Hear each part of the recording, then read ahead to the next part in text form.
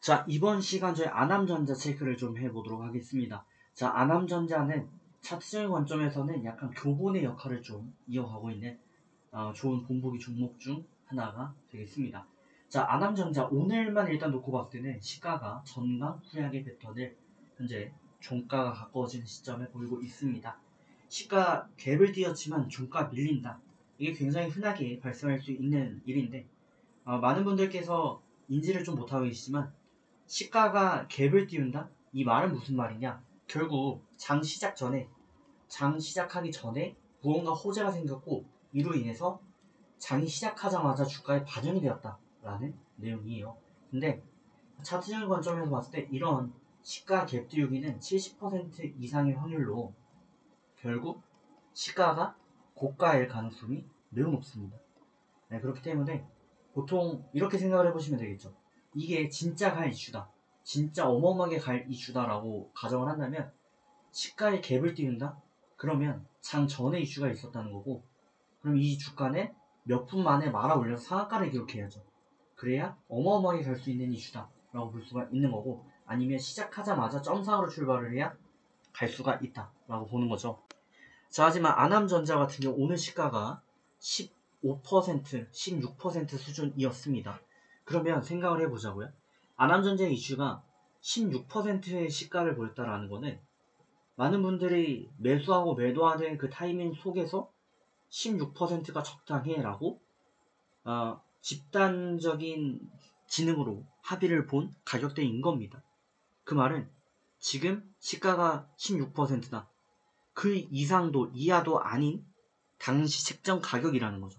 그러면 이거를 딱 봤을 때 드는 생각은 매수가 나타났기 때문에 올랐지만 매수만 있었다면 상한가 30%를 쳐야 되는데 15%라는 건 그만큼 매도가 많다 라는 거고 매수가 받침이 되지 못한다면 결국엔 밀리겠구나 라는 거를 앞으로는 좀 상기시켜 주셔야 된다.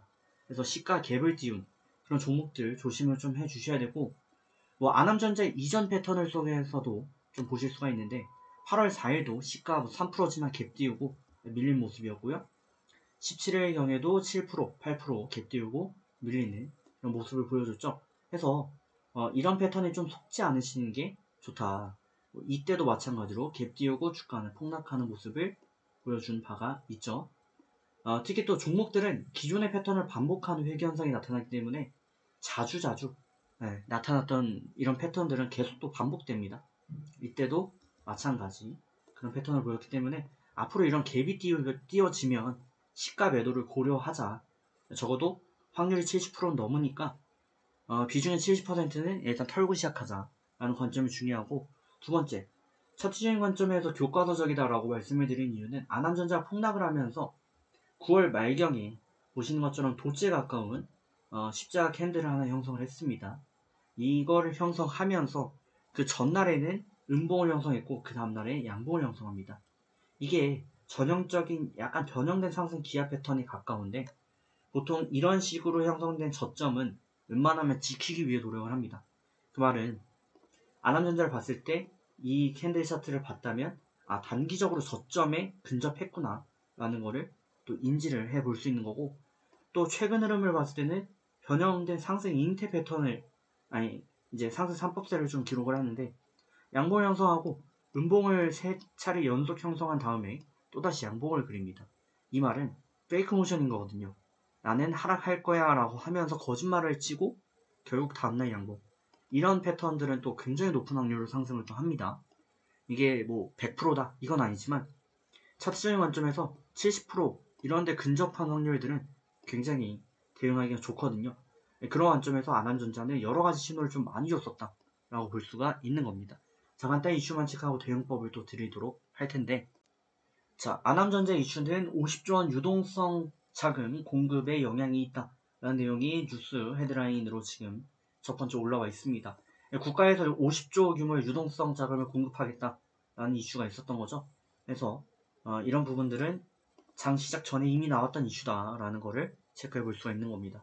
자, 중요한 건 이제 대응 방법이 될 겁니다. 지금 관점에서는 일단 밀릴 수 있다라는 걸 전제를 좀 까시긴 해야 됩니다. 다시 또 밀릴 수도 있다. 하지만 그럼에도 불구하고 단기적으로 10분봉을 기준으로 보시면 2평 장기 배열 라인들이 모두 다 밀집이 되어 있죠. 이런 라인들은 웬만하면 깨지 않기 위해 다분한 노력을 하게 될 겁니다. 그렇게 봤을 때 60분봉을 기준으로는 22평 라인 정도가 되겠죠.